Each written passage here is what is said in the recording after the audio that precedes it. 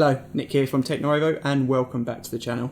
Today we're looking at the Vorwerk Thermomix TM6. Last summer I was fortunate enough to try out the Thermomix TM5, the predecessor to this, the TM6. After using it for a couple of weeks, it totally changed the way I was cooking, what I was cooking, and brought life back into a passion I once had. Sadly, I had to send it back, and I've been longing for one ever since. When I got the email saying they had a new model en route, I had to check it out. If you're watching this, you probably already know what the TM5 can do, but if you don't and you want to find out, pause this video and hit the link in the description below, as I'm only going to be talking about the changes between the 5 and the 6.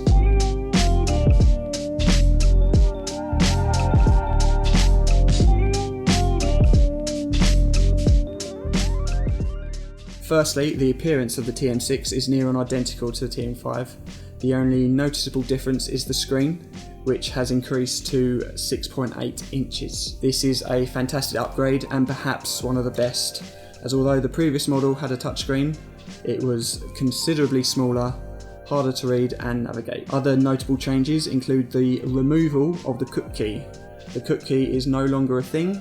You no longer need to purchase this as an additional item.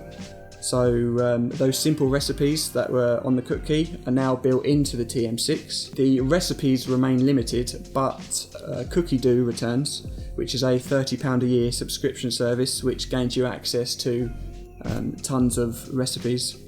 The brains of the TM6 has also had an upgrade and includes a new quad-core processor, 16GB of storage and 1GB of RAM. There have been some tweaks and improvements to the TM6. One being its ability to heat or cook, which has improved.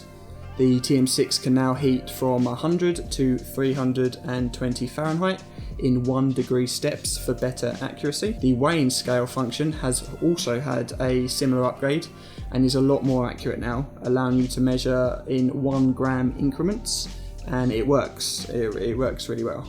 Moving on to the new features and functions, they are plentiful. There's a new pre-cleaned function which allows you to add some water and soap to a dirty bowl and the machine will clean itself. The machine recognises how dirty the bowl is and it will clean the bowl long enough to almost clean it perfectly.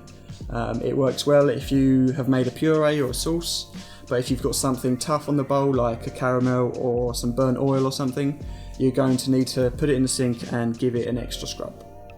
Another minor addition to this TM6 is it will now boil water for you, just like your kettle would. It works fine, does what it's meant to do, and it may be useful for some people. There is also now a dedicated puree function, which is just a preset to help you out and get the job done more efficiently. It will now blend your ingredients at various speeds for either 30 or 60 seconds to achieve that perfect puree. So there are 4 big new functions to the TM6, and they include frying, slow cooking, sous vide and fermentation. The TM6 can now fry, but I say fry loosely. The TM6 can only hit temperatures of 160 degrees, so it won't be any good for deep frying, nor will the machine allow it. If you're not aware, when you start a process, 2 handles clip the lid in place. So even if you wanted to attempt a deep fry, you'd only have the small hole on top to do it through. That being said, you can fry things with it though, such as onions or other vegetables or mince beef, similar things like that. It's in fact very easy. It will chop an onion for you, you add a little bit of oil and it will fry it too. I fried some onions and it worked a treat. Moving on to the next new function, that is slow cooking. The slow cooker function worked really well for me. I used my own recipe for a peanut satay chicken dish and just adjusted the settings on the TM6 to suit. The max available temperature is about 95 degrees and you can set the duration for up to 8 hours. Unlike some dedicated slow cookers, there is no timer option. You cannot tell the TM6 to start slow cooking, say 4 hours after you've left the house for work, so bear that in mind when you are preparing your dish. During the slow cook process, the blades do rotate on and off, which for my recipe worked quite well as it produced a nice thick sauce. The blades do spin, they do rotate, but it's not very fast, and it's more to cook your ingredients evenly. I used chicken thighs with bones. The bones didn't cause any issues with the blades, and the chicken came out really nice. The other two functions, sous vide and fermentation, were somewhat new to me. I know little about sous vide now after trying out a sous vide machine last year. This mode is available direct from the menu and allows you to set your desired water temperature in degrees and time.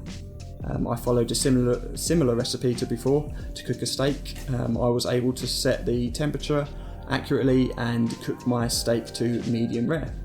The only thing you need to think about is the plastic bag that your ingredients sit in, whether you feed it through the small hole at the top or you feed it in the bowl before the clips go into place. As for fermentation, it's never been something I've been keen to try. However, I did try making a simple yogurt, and although it did not taste the best, it looked and felt like a yogurt. If you've tried it, leave a comment below and tell us what you think about this new feature. I've heard that the lowest temperature the TM6 can do is 37 degrees, which is too hot for some recipes. So after 2 weeks with it, I think Thermomix is fantastic and the TM6 is a worthwhile upgrade. Some of the new features won't be for everyone, but the increased accuracy and the larger screen are must-haves really. The TM6 is available to purchase from June. If you've enjoyed this video, give it a thumbs up and hit that subscribe button. We're also very active in the comment section, so if you've tried the TM6, we'd love to hear your thoughts, or if you have any questions, just ask and we will get back to you.